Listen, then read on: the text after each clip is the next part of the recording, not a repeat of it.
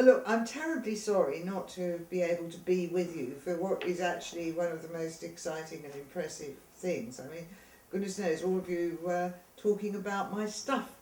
So what I will do for you is to read a little bit from my latest book, which is not going to be published until next year, called Enchanted Glass. And I will start at the beginning and give you a taster, okay? Chapter 1. Enchanted Glass. When Jocelyn Brandon died at a great old age, as magicians tend to do, he left his house and his field of care to his grandson, Andrew Brandon Hope. Andrew himself had just turned 30.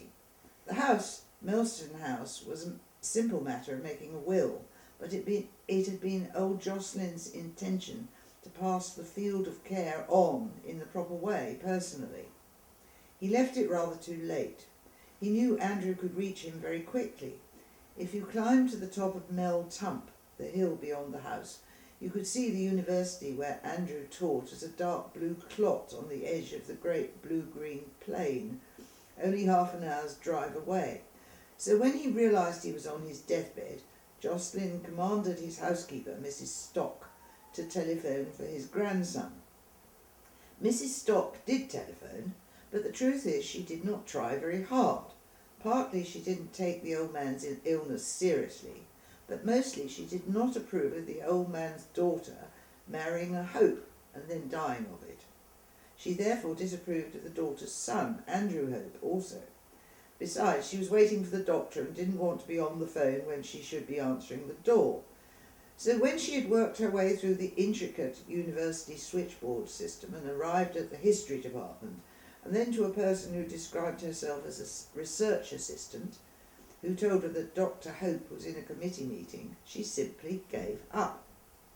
Andrew Hope was driving in the general direction of Millstone that evening, returning from a site connected with his research. His research assistant, not having the least idea where he was, had simply told Mrs. Stock the lie she told everyone. Andrew had reached the curious dip in the road, whereas he always said to himself, things went different. It was blue gloaming, and he just switched his headlights on. Luckily, he was not going fast.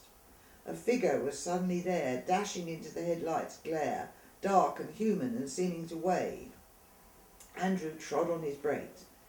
His car wove about, wheels howling in a long snaking skid, showing him horrendous detail of grass and blackthorn on both sides of the road, violently lit by his headlights.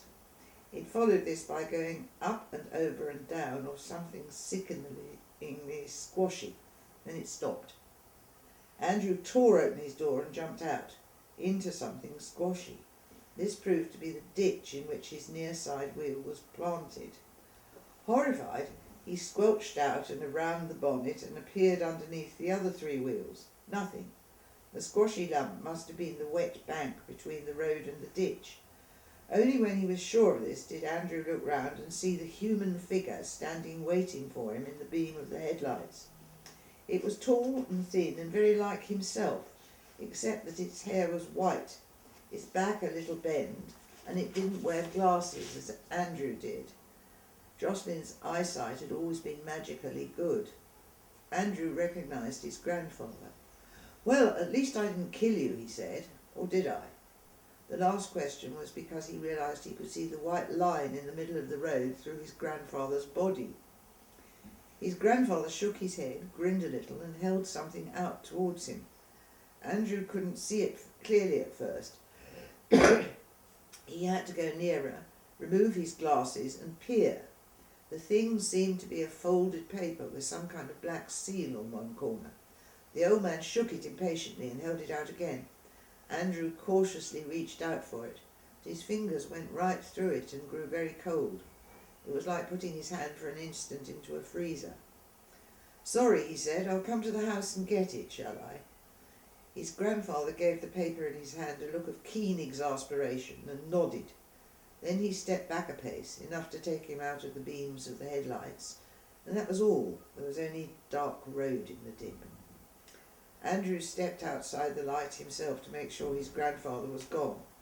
Finding that he was, Andrew put his glasses back on and went and retrieved his right shoe from the mud in the ditch. After that he stood thinking, watching the right front wheel of his car sinking slowly deeper into the grassy ooze. He thought movements of sky and earth, time and space. He thought Einstein and skyhooks. He thought that the position of the wheel in the ditch was only a temporary and relative fact, untrue 5 minutes ago and untrue 5 minutes from now. He thought of the power and speed of that skid and the repelling power of the ditch. He thought of gravity reversing itself.